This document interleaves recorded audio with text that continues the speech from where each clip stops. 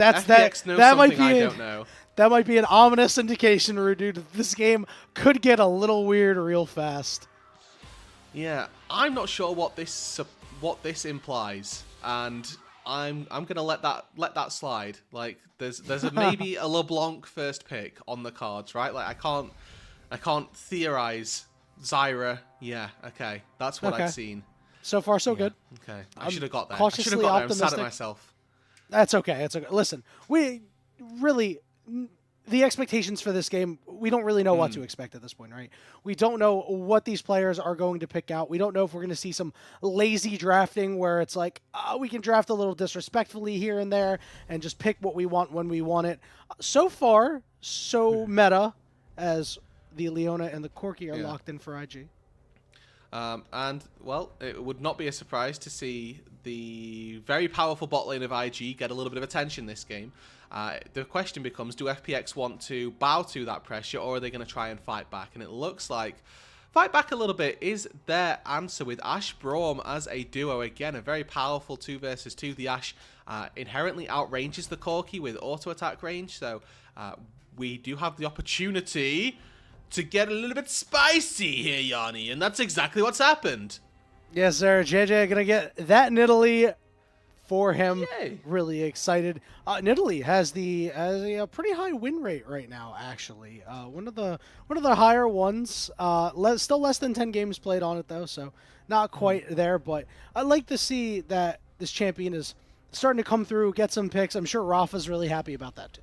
Yeah, I mean, now you need to ban Renekton as well as FPX, because it got banned away in game number 1 and is up for the grabs. Is also just the quintessential top jungle duo that we get to see usually from, you know, Nidalee pairings. So Renekton should be one of those, and you're looking for more hard CC to be banned away from. Landing those Nidalee spears is so devastating if it happens. Yeah, we've seen some big chunks come through once Nidalee gets fed. And, you know, hopefully for FPX, they don't see Jiejie go absolutely ballistic, get ahead early. Going to be a little bit hard, too, as we all know, Zyra pretty quick on the clears. However, I believe Nidalee recently had that, like, world record, like, sub 3-minute clear that I've seen floated around on Twitter and YouTube. So I'm not sure if that's going to be able to be done in a pro game, but that would be pretty sweet. No, well, hey, we'll have to see what Jiejie looks and what he can cook up. I know that, again, as you mentioned, Rafa had been cooking up some clears in practice tool. I remember watching him do that for literally an hour straight at one point. I lead a fun life, I promise. And with that, you know, what the rest of the bands look at for FPX is actually gearing towards a very poke-centric composition, right? The Ezreal taken off the board as well, and the idea that Rookie might look to take this Corki into the mid lane, in fact. Yeah, I saw initially Gala hover the Ziggs, and I'm like, oh goodness, this seems like a really difficult composition for FPX to play against. It certainly can't be Kalista. He's hovered the Ziggs multiple times now. I expect the lock-in. There it is. I mean, once this Corki is level 6, I mean, FPX is going to have a really hard time just dodging out on simply everything. They're in a bullet hell in this game. So it's now, and I'm really glad to see this, versus Zyra specifically. Zyra does really well when you've got a lot of engage coming on top of you. However, really struggles when there's a lot of range and a lot of poke at you. So we get to see a little bit of an answer to the Zyra, and now a Zeri locked in for care, presumably, into the mid lane. Again, a champion who's seeing, weirdly, a little bit more resurgence in the mid lane, and specifically as an answer to the Corki, going AD for AD, blow for blow, and then potentially having that hyper carry status as we get later on. I do think they need a hyper tank to be able to absorb all of this poke. No, not quite what I'm after, but it is a safe blind pick for Sheer, and what this suggests is that FPX are just looking to kind of withstand the poke in the mid lane and hopefully be able to win out in a 1v1 on the side. Yeah, and, you know, when it comes to fights, just have a quick go button. Obviously, Sheer's going to have to be really tight on managing the Narbar, and Kare's going to have to find these unique angles. We've seen quite a few Zeris speed skate through those long walls to get to the backline, and against a poke composition like this, we could see it go pretty crazy. We are going to see TheShy get this Jax, so probably just going to split push around while IG tries to poke down FPX. So TheShy has already played a couple of Jax games in, or since last summer. I remember at least one in Demacia Cup, and he's actually been, very geared towards a tanky build. So going for the, Unending Despair, Fimbulwinter, really cringe tank build basically that you see on lots of people. So cringe, bro. So I wouldn't be surprised to see that for TheShy again. What they have already is a really solid poke composition. They don't need the damage from TheShy. If they get it, great. But they're looking at having 3 solid DPS threats and then 2 frontliners to absorb for them. Yeah, and out of FPX, again, they're going to have to be very centric on landing these Ash Arrows and getting these individual picks, win a lot of 1v1s, and make sure that IG doesn't get to the objective first and get an opportunity to set their feet and just throw all these poke spells out and chunk you out. We could see a game, where IG is just simply blowing FPX off these objectives, and FPX is just too weak to even fight, and they have to surrender everything, which, we obviously wouldn't want to see. We want to see FPX be proactive and make things happen. But I think they have to be looking for cross-map plays. If they were looking to try and take these 5 versus 5s, I would have expected, like I'd mentioned, a Scion, for example, an Ornn to come through as that front line for them. They elected to go away from that. They elected for the Gnar as a blind pick, something that's not going to get absolutely rolled in the laning phase, but that then augments how they have to play the composition and what they can look to do. So they should be looking to have Gnar out on side, have Xia try to bully TheShy and make sure that this Jax is really, really weak going to these team fights.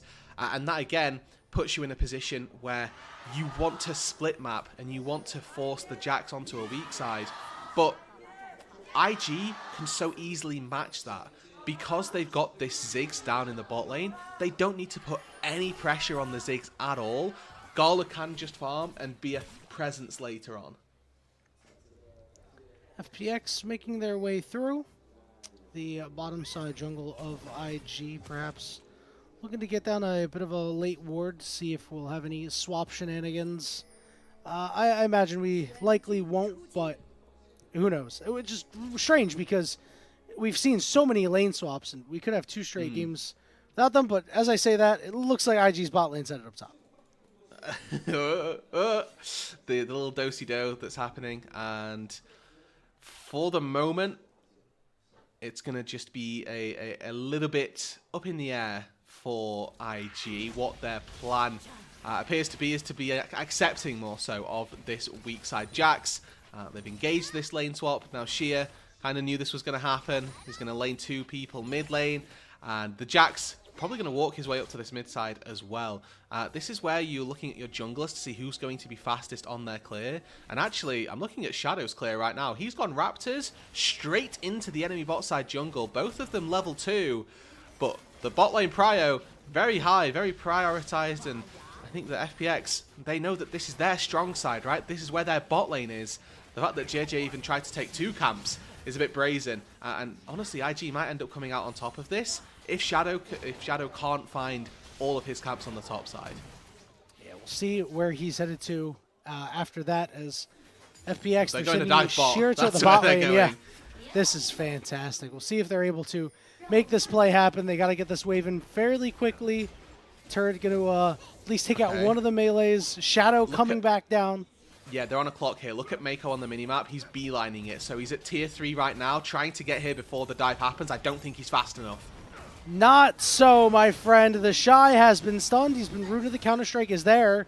Now they have to go for the redive. Not too much damage coming through from the turret on the first part. Jax, Leap Strike, Flash, slowed, but he escapes. And Meiko is here. The time has run out. TheShy under the turret, but he falls. First blood goes to Sheer. And now Meiko could potentially be in no man's land.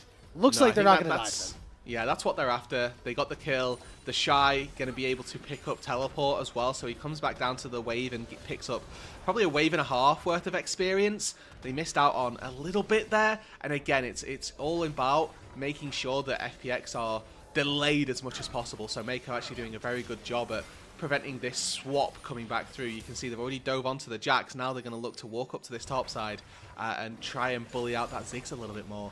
But I was talking about the junglers specifically. Jiejie was able to find all 3 topside camps and is going to be able to go back and clear his own top side and get a Scuttle Crab. So the Nidalee versus the Zyra is actually going to be favored for Jiejie for just the time being. Because he's going to have, 7 camps versus the 5 of Shadow, a crab apiece. Means that your Nidalee is still 2 camps up, which is a big win for the IG jungler in the early game. Yeah, and you really love if your Zyra is able to get that first kill. Obviously, the assist goal, totally fine, but that first kill is really what propels you and makes the play worth it for your Zyra. Now, just a little bit behind means that Jiejie, the world's in his hands. He's going to have opportunities to make some plays, get some power on him, and really make these spears impactful. And what we also have to remember is that Gala has been sponging a lot of experience, largely solo, and versus level 1 so much Braum. damage. Look at all the damage that comes through. Jwei goes down Gala with the perfect skill shots. Lovely snipe from Gala. This wave frozen on FPX meant that they felt pressured to step up and try and break it. But as soon as they do that, level 1 Braum stepping up doesn't have any chance of withstanding the burst of a Ziggs and a Leona early on. Now bot needs the support of his jungler to get back into this lane, and you can see forcing the cleanse out as well. Meiko has flash, so does Gala, so there's not too much going to happen here. And the great satchel actually keeps Shadow at bay. Yeah, but the question is Meiko going to be able to dodge out on the Strangle Roots? Flash away means that he will survive, but a solid enough gank from Shadow. And that just alleviates a little bit of the pressure, I suppose, that would have been felt, and means that the engage range of the Leona is a little bit weaker. No Hex Flash for Meiko means he's going to be stymied in the plays that he can make for the time being. But this is even through bone plating, and you can see, normally in this situation, a Braum would throw up Unbreakable and be absolutely fine. However, Braum is level 1, cannot throw up an Unbreakable, as such, dies. So the cull pickup for bot as well, worth looking at how that's playing out, because so far, despite the fact that FPX were the team that got lane swapped on, that IG initiated that, their Ashe is down 800 gold because of a kill that's gone over and the assist not going their way, and all of this CS as well. There's only picked up 5 CS, is going to get a couple more under the turret as well, but this Ziggs is so much further ahead of the Ashe than they'd really have ever liked. The lane swap, a complete success for IG.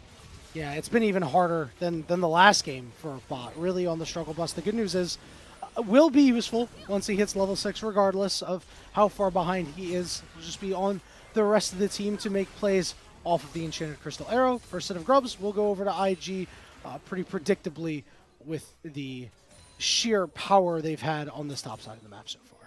And it's all about this sort of butterfly effect of, well, we're not playing 2 bot in the early stages, but Shadow's actually just ganked, so that's a little bit of jungle pressure, but it's coming too late. The way that they split the map was that this top side of the rift wasn't going to be theirs to control, and Jiejie's already 6. And then Jwei getting chunked here as Jiejie, as you mentioned, in there. Meiko's going to get credit for the kill off the Ignite, but the IG bot lane up on the top side continue to making plays. Yeah, and the way that the map had been split by IG is just so favorable right now. Shadow in mid lane. Rookie with an ace flash after the Valkyrie, and Shadow still unable to get anything after that early dive.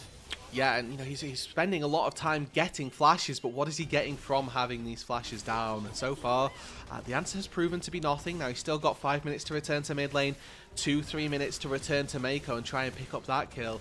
But FPX just fighting a losing battle, playing into the hands that IG dealt them, where really, if they wanted to try and find that snowball, they should be playing to their bot side. The bottom half of the rift was where their comfort zone was for the first few minutes, and it's so hard to re-establish that control. But Xia, you can see he's decently ahead of TheShy. What we should be looking for is continuing that snowball. Let's make sure that this Gnar, who is our late game win condition in the split push, is actually able to bully out TheShy, because currently all it is a couple CS here, a couple CS there, but not too many plates, no solo kills. It's not enough to offset what is happening in the top lane, where IG are continually just bullying out Jwei.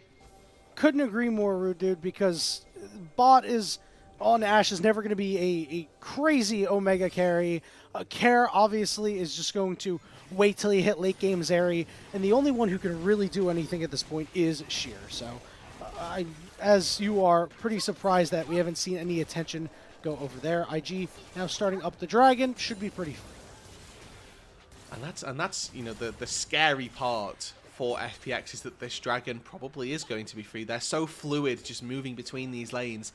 They've got complete dominion over the entire rift, and it should only be on one side. Drakes should be getting secured in this split by FPX, but there's just nothing for them to do. Jiejie, again, outpacing the Zyra, which is something that you so infrequently see, but it's happening in this instance, and all off of the fact that FPX just didn't quite navigate that lane swap as perfectly as they should have done. Now a collapse comes through. Nice flash play onto Meiko. He's knocked up, but the rest of IG is here, and Meiko's pretty tanky. Gets the out. poke is so strong. Care goes over the wall. Will be able to walk out, but again, the poke, too much. Wow, and just living there is crazy from Meiko. No flash absorbs the entirety of Zyra's burst, as well as a Winter's Bite, and all just because I've got W pressed and a Merc Treads built. Incredible that that's the case, but nevertheless, it's what we find ourselves in, as TheShy even feels confident stepping up to Sheer, jumping on him a level down.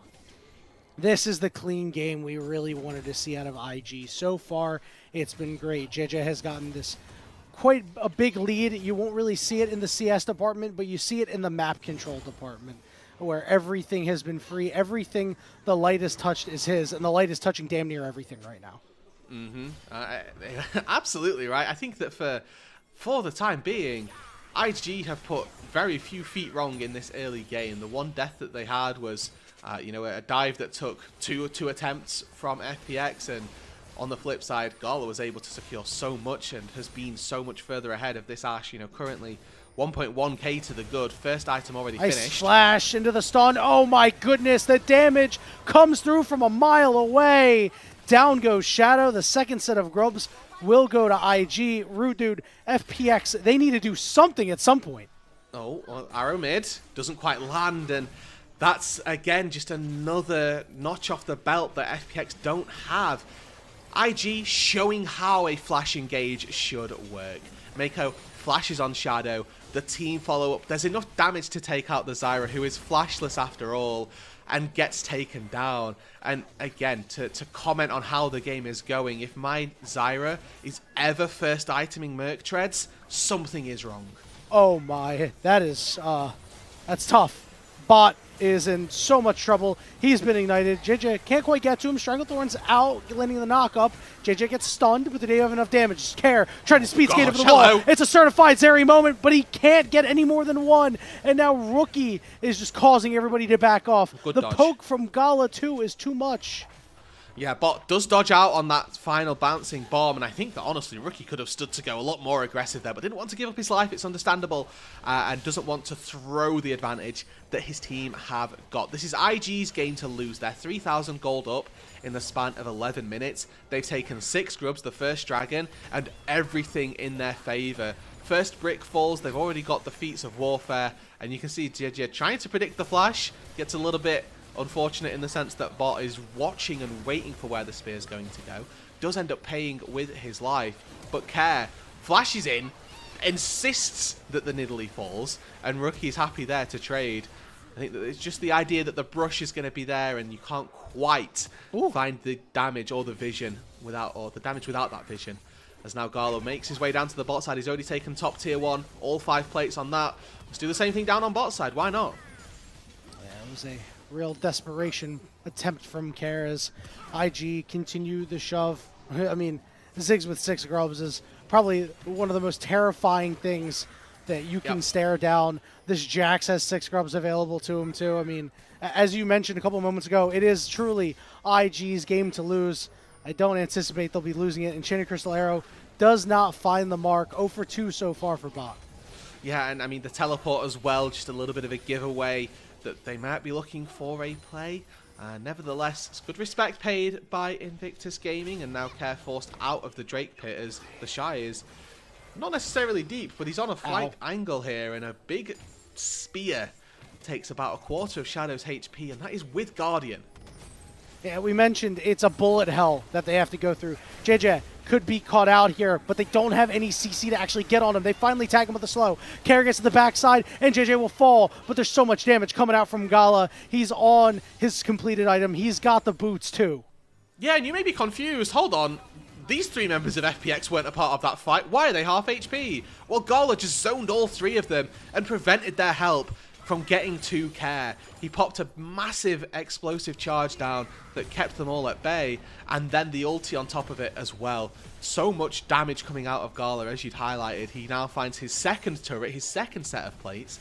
All he needs to do is walk mid lane, toss a W at that, and that's a complete outer sweep of tier 1 turrets taken. And IG are just playing so perfectly around this Ziggs. He's 2 items up. He's finished his second item with Sork shoes, and we're still waiting for Static Shift to be finished on the Ashe. Truly wonderful.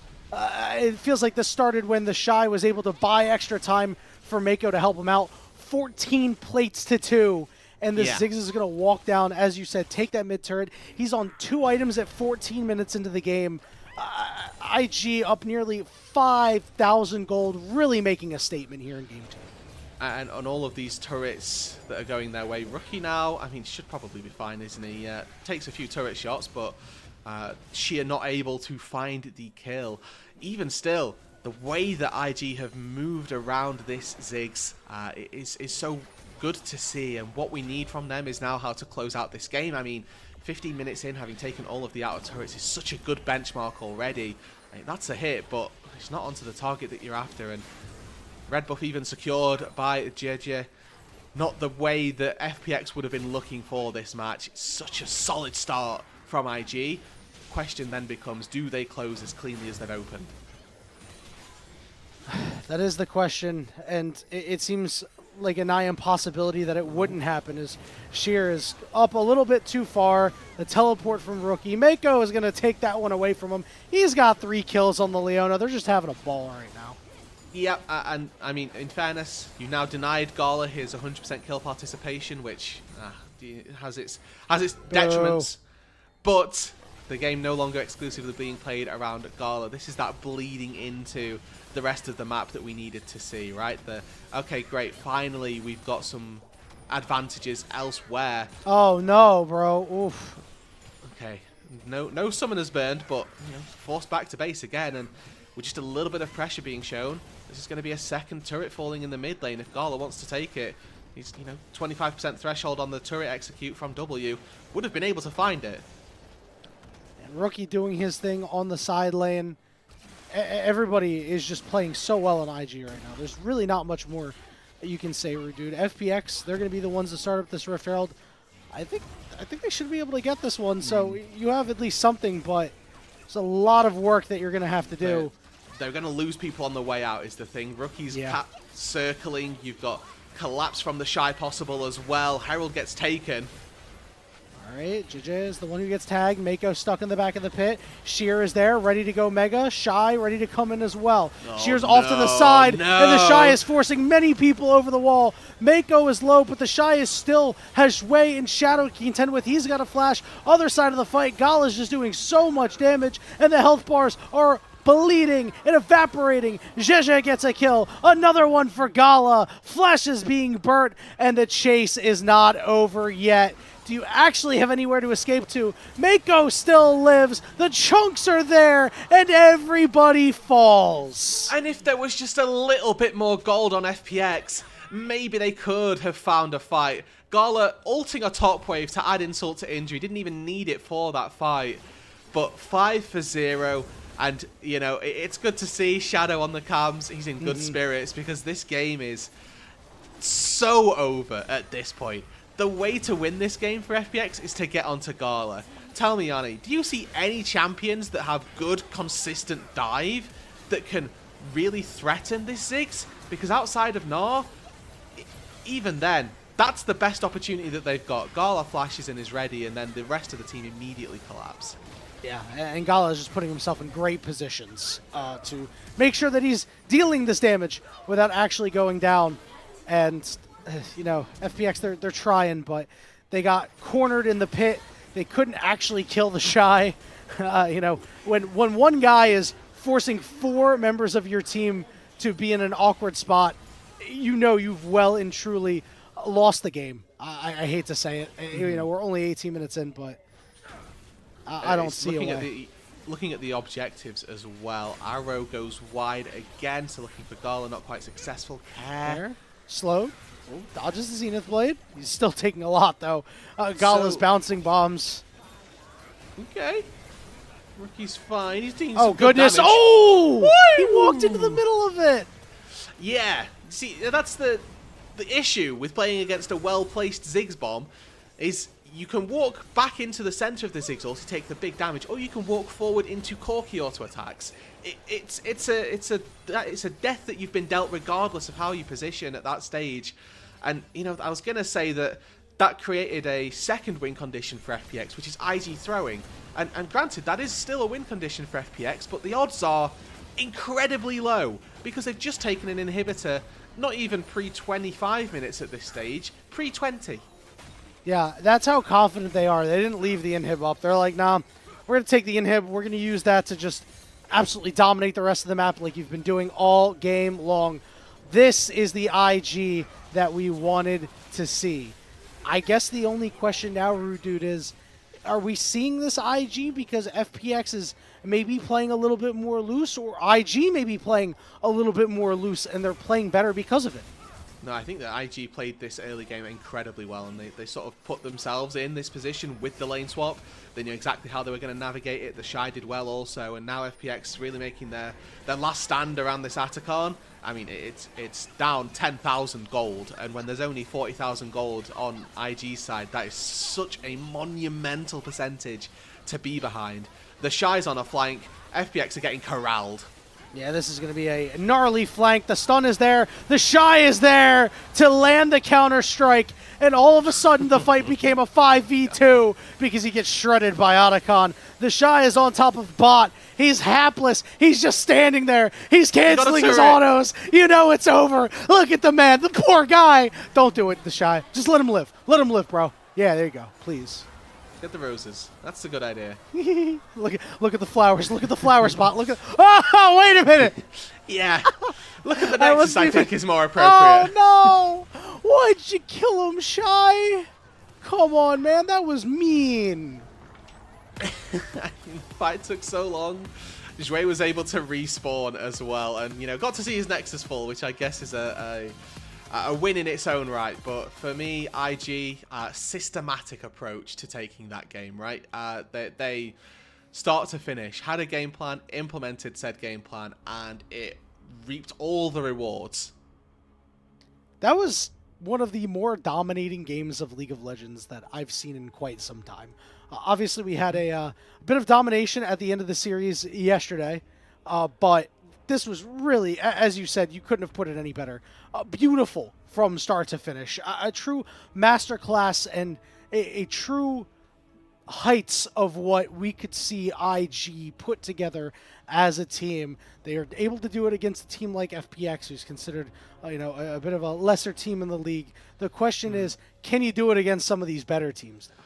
Yeah, exactly. And this is great practice, right? This is that's one of the games that IG, I think, will have been I'll say sweating. They'll have been really looking to close that out as best as possible, and they did so because that is, you know, one of those games that if you get that on stage as well, sends a message to other teams in the league that this is what we can do, and that puts an element of respect on their name also. So it's about keeping that respect high, and it's about now closing this series out 3-0. Again, can't emphasize this enough that IG, throughout this split so far, have had a shaky split. It was a loss versus NIP that wasn't expected. It was a win versus RNG, but a couple of games in that did look patchy. And now we need to see them just dumpster FPX again, so that there is no doubt in anybody's mind that 3-0 is the correct score and that this is a playoff contending team. Yeah, leave no doubts of the domination of IG, the sleeping giants finally making their moves. Couldn't come at a better time. You want to be playing your best League of Legends going into the playoffs, and as you said, just one more to cap it off would be fantastic. And you know, for FPX in this third game, you just have to show a little bit more than that second game. You know, we didn't see anything. You know, you could have told me that was a game against expert bots, and it would have. I would have probably believed you. It was really tough, and I hate to disparage FPX like that, but IG gave them no room to do anything. Once that initial play, TheShy bought enough time, it was over from there. They gave IG an inch, and they took more than a mile. Yeah, I mean, it's about that understanding of how the lane swap functions, and that was very clearly not present for FPX. If I'm IG, I try and run the same thing again in game number 3, excuse me, and you know, try and lane swap on them, because FPX need to learn what went wrong, and that's the emphasis for the coaches, I think, going into this little break that they've got, is if they lane swap on us again, what are we going to do differently? And you know, for the coaches to be able to give them that information is going to be really crucial. It's about keeping your map your side of the map, because there was a point where they tried to encroach back into top side and they just had no opportunity to do so, and it cost them dearly.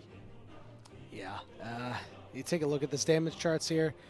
Rookie had a pretty quiet game, I'd say. He was definitely there doing a lot of things, but really went under the radar with what everybody else was able to do in the plays made. And Gala, of course, I mean, when you deal 17k damage in a 21-minute game, that's actually so difficult to do against another professional team. We don't talk about this sort of thing enough, but you know, FPX, for being again in quotes a bottom team in the LPL right now, these are still some of the best players in the world, in the best league in the world, and you're able to do that to them. It's insane to think about. Yeah, and I mean, if this isn't a Gala MVP, I don't know. Oh, what are we doing? There's some questions to be thrown. There's again an argument that Jiejie can find something for a couple of votes. I wouldn't mind, but Gala played exceptionally, and honestly, in these lane swap type situations, it is how the team decides to play. And honestly, the MVP is whoever's shot calling that game for the first 10 minutes. Obviously, don't have that information, but is certainly somebody who needs to be praised for their victory. And you can see, obviously, KP for FPX looks pretty good, but when you got 3 kills in the entire game, it starts to feel less good. That was the reason why. Can we say that Shadow and Jwei were linking up on plays because they've got 100% KP? I think we can. We say that? I think that's the benefit that we have to take, is that whenever they did things, they did them together. And they did them well. And so frequently those things were deaths, and that's okay. But they were doing them together. Oh my god! Hey, listen, that's the synergy you want out of your jungler and your support. 100% KP and dying together. You know, true bro status right there. It's like the end of the SpongeBob movie where SpongeBob and Patrick are holding hands as they get blasted under the heat lamp that is Ziggs bombs. In this case, it was. Oof. All right, surely Game 3 cannot be as bad, right? No, I would like to think not. However, never say die, right? That never say never is the ruling in FPX. They lost in 20 minutes and 59 seconds in this game. IG, maybe they put the benchmark in and they say, yeah, we've got to beat that. We've got to go one better. Oh my goodness, bro. That would be so messed up. Do you wonder if they're having those conversations Pre-20 right minutes. Now? Like, there's a non-zero chance. There's a non-zero chance that they're actually talking about right now. That would be the most diabolical thing ever. They're just like, we're going to win before that. Look at that. Yeah. What an MVP here. I'm shocked. Shockingly. 7-0-7. 2 items in 14 minutes, bro. Yeah, I mean, putting all the resources into Gala and then Gala paying that forward, it's exactly what you're after. We're more than happy with how IG played this entire game, and I think that the fact that Gala gets MVP here, you know, player of the game, it makes sense. Again, I would advocate for whoever the shot caller is should get it. From what we can see and what is tangible to the viewer, Gala getting the player of the game makes the most sense. I think to go back to our how do they win earlier question, it gets really tricky because Ziggs is the be-all and end-all of turret takes, and now you've got to try and take probably Tristana to do something similar. Man, you're really on the let's end the game before 21 minutes. I love it. I'm a big fan of that, Roodood. Maybe we will see Tristana, the tower taker of Terra, come through for the next game. But we're going to take a short break, and hopefully FPX will be able to get that game out of their mind, shake it off, maybe try to take one off of IG going into Game 3. We'll see the draft real soon, and we'll see you all real soon.